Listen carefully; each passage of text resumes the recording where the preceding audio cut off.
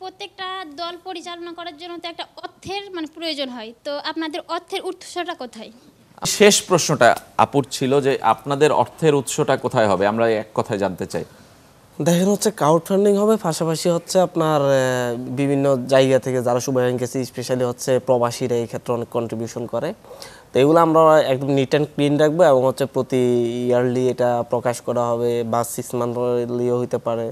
এবং হচ্ছে এটা ওরা কি এগুলা অনলাইন বেসড হবে, সারা দেশের মানুষ দেখতে পারবে যে হচ্ছে কখন কী পরিমাণ ফান্ড আছে, কোথা থেকে আসতেছে এগুলা। এটা আমরা একটু স্বচ্ছতার জন্য যে চেষ্টা করতেছি, এটা হয়তো একটু সময় লাগবে এটা তৈরি করতে, একটা প্রক্রিয়া রিসার্চ চলতেছে এটা নিয়ে। তো পাশাপাশি হচ্ছে আপনি কিন্তু আমাকে এখানে বসিয়েছেন, এই যে একটা অভ্যুত্থান পরবর্তী কয়েক মাসের ব্যবধান, আমি কিন্তু ওখানকারই মানুষ।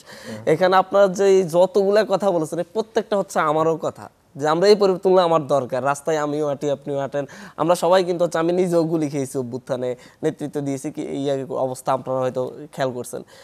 জায়গাটা হচ্ছে আসলে আমাদের দেশটা, এই যে আমরা সবাই মিলে না একটা জায়গায় বলে ফেলি যে হচ্ছে আমাদের ওই দল দিচ্ছে না, আমরা করতে পারতেছি না, আসলে আমরা সবাই মিলে এসে কখন চেষ্টা করি।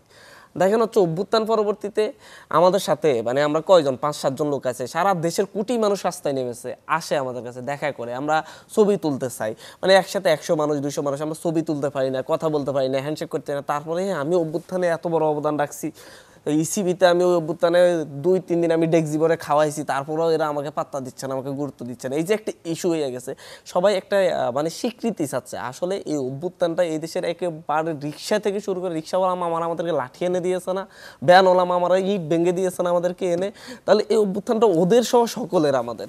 কিন্তু এই দেশটা যখন গঠনের কথা আসে, কেন আপনারা শুধু আমাদের কয়েকজনের কাঁধে চাপিয়ে দেন যে আপনারা করতে পারছেন না কেন? যখন হচ্ছে এখন একটা পুলিশ ব্যবস্থাকে তো আমরা ধ্বংস, পুলিশ ব্যবস্থাকে ধ্বংস করে দেওয়া হয়েছে, প্রশাসন ব্যবস্থা, এই ব্যবস্থা, বাংলাদেশটা ধ্বংস করে দেওয়া হয়েছে। স্পেশালি আমি বলছি স্টেট হিসাবে, as a country, as a state, কোনো স্টেটসম্যান ছিল না, তারা প্রত্যেকে পার্টি ম্যান ছিল।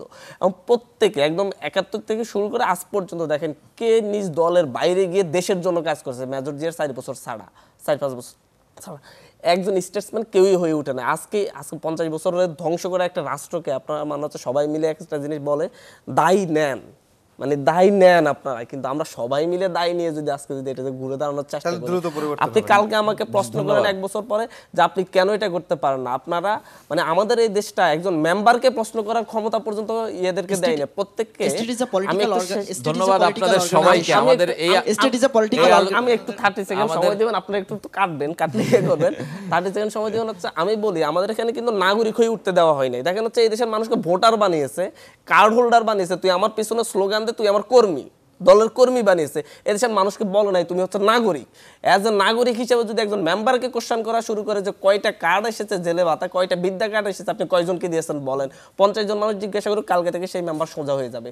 এই নাগরিক চাচ্ছি আমরা প্রত্যেকটা। State is a political organisation, এই অর্গানাইজেশনের জন্যই তো আপনারা নতুন অর্গানাইজেশন তৈরি করতে চাচ্ছেন, একটা পলিটিক্যাল অর্গানাইজেশন। সেই জায়গা থেকে আজকের মানুষ যেখানেগুলো পাচ্ছে না সেগুলোই তো আপনাদের কাছে আশা করবে যে নাগরিক কমিটি এগুলো দিবে, বিধে আমরা তাদেরকে সাপোর্ট করব, রাইট? আমরা দিতে পারবো না ভাই।